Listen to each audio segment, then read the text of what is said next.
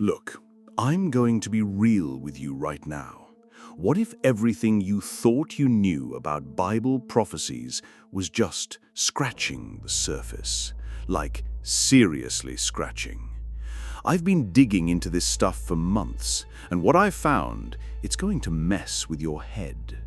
We're talking about actual predictions that shaped ancient history in ways nobody talks about.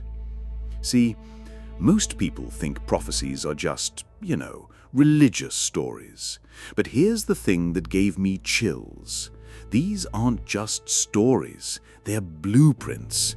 Actual blueprints that ancient civilizations followed to build their entire societies. And when you see the connections, man, it changes everything. I'm talking about Bible prophecies that didn't just predict the future. They literally became the instruction manual for kings, pharaohs, and entire empires. And the craziest part? Most historians won't even touch this stuff. Wonder why? All right, so picture this. I'm sitting in my office at like 2 a.m., right? Going through these ancient texts, and I stumble across something that made me literally stop eating my sandwich. The Book of Daniel, Chapter 2. This dude predicted the rise and fall of 4 major empires with scary accuracy. But get this, Daniel wasn't just making predictions. He was describing a statue, right? Gold head, silver chest, bronze belly, iron legs. And archaeologists have found actual statues like this in Babylon. Like, what are the odds? So I keep digging, and I find out that Nebuchadnezzar literally had dreams about this exact statue.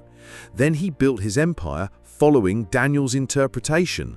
Not the other way around. The prophecy came first, then the history. Mind blown yet? But wait, there's more. And I know that sounds like a cheesy infomercial, but seriously, Ezekiel's wheel vision?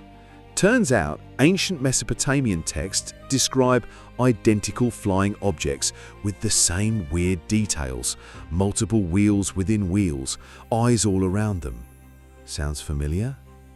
Here's where it gets freaky. I found Sumerian tablets that describe these exact same divine chariots, same design, same function, same everything, except the Sumerian texts are older, way older. How did Ezekiel know about something that was already ancient history?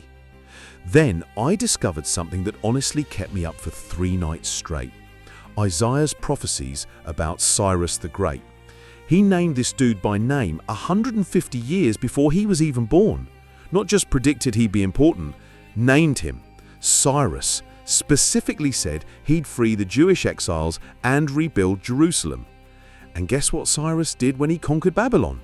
Exactly what Isaiah predicted, word for word. He literally quoted the prophecy in his own royal decrees. It's like he was following a script written centuries before he existed.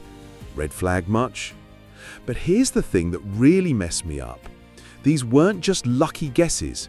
The biblical prophecies contained specific architectural details, battle strategies, and even economic policies that these ancient rulers followed exactly, like they had the instruction manual, which technically they did. And the more I researched, the more I realized. This wasn't just about predicting the future. These Bible prophecies were actively shaping ancient history as they happened. Like, what if prophecy isn't about seeing the future? What if it's about creating it? Now here's where things get really weird, and I mean really weird. Remember how I said these prophecies were like instruction manuals? Well, turns out some ancient rulers knew exactly what they were doing. They weren't just following prophecies accidentally, they were following them on purpose. Alexander the Great, the guy who conquered most of the known world. Turns out he carried a copy of Daniel's prophecies with him everywhere. His generals wrote about it. He believed he was fulfilling biblical prophecy by conquering Persia, and he did it exactly like Daniel described. But wait, it gets crazier. When Alexander reached Jerusalem, something incredible happened. The high priest showed him the prophecy about a Greek king who would destroy Persia. Alexander saw his own name predicted centuries before his birth, and instead of destroying the city, he protected it. This is where my mind started breaking, honestly, because if ancient rulers were actively using Bible prophecies as their playbook, then who wrote these prophecies? And how did they know exactly how history would unfold? Unless they were the ones making it unfold. Then I found something that honestly made me question everything I thought I knew about ancient history. The Dead Sea Scrolls, hidden for 2,000 years, and they contained prophecies that hadn't been fulfilled yet. Prophecies about our time, our generation.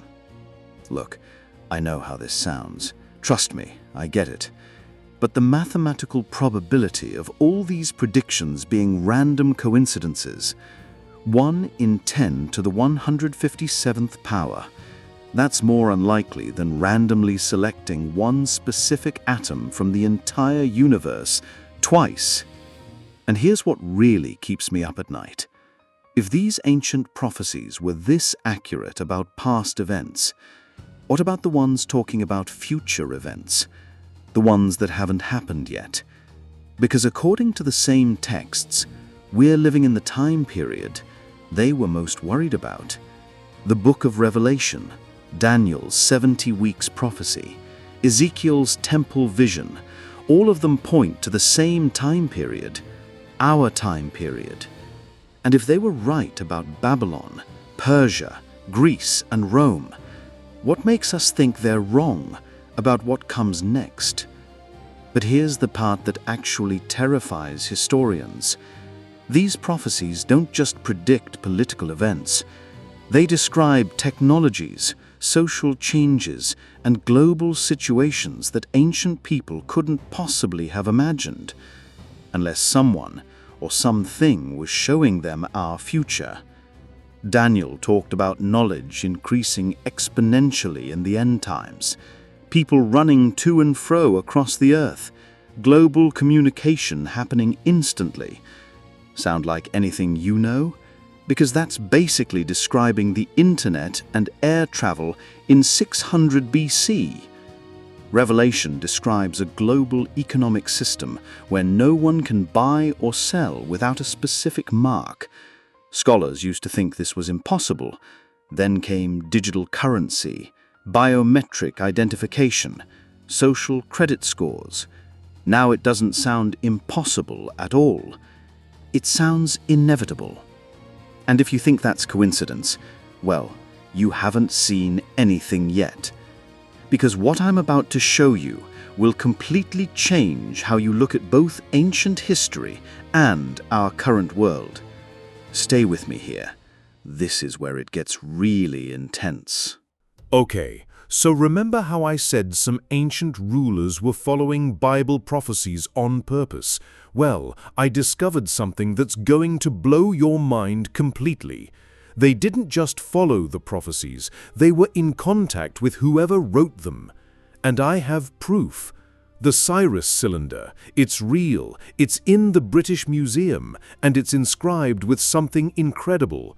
Cyrus literally says he was called by name by a god who told him to free captive peoples and rebuild their temples, using almost identical language to Isaiah's prophecy, word for word.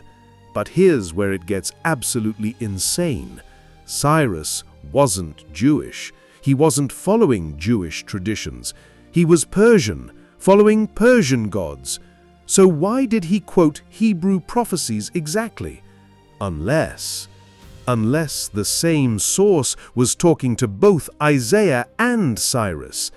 And that's when I realized what was really happening. These weren't just predictions, they were communications, instructions being sent through time to specific people who would shape history according to a much larger plan, a plan that's still unfolding. Look at Nebuchadnezzar's madness episode.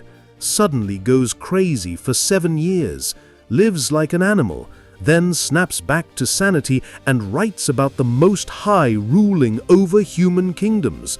Sounds like someone was teaching him a lesson, doesn't it? Someone with the power to control kings' minds. Then there's Alexander's mysterious death, right after he conquered the known world, right after he fulfilled Daniel's prophecy about the Greek Empire. 33 years old, at the height of his power, and suddenly gone. His empire immediately splits into 4 parts, exactly like Daniel predicted. But the absolute craziest part, the timing of these prophecies matches up with astronomical events that ancient people couldn't have calculated. Solar eclipses, planetary alignments, and comet appearances that wouldn't be visible for centuries, yet the prophecies describe them perfectly. Join our community of seekers, subscribe for more truths hidden in plain sight, because what I'm about to tell you next will connect everything we've discussed to what's happening in our world right now. And honestly, it's both terrifying and amazing at the same time. Remember Daniel's 70 weeks prophecy, the one that predicted the exact timing when Messiah would appear? Most people think it's just about Jesus, but here's the thing nobody talks about. That same mathematical formula, when applied to modern Israel's restoration, points to specific dates in our lifetime, dates that line up with major world events. 1948, Israel becomes a nation again after 2,000 years.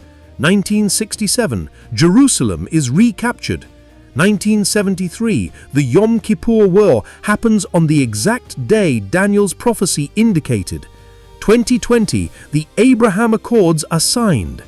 These aren't coincidences. They're following the same prophetic timeline that predicted Babylon, Persia, and Rome.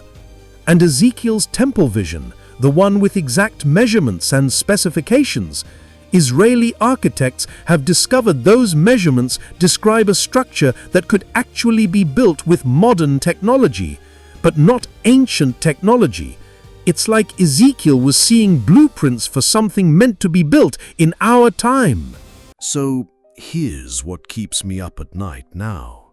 If ancient Bible prophecies have been accurately directing human history for thousands of years, and if we're living in the time period they were most focused on, then maybe, just maybe, we're not just observers of history.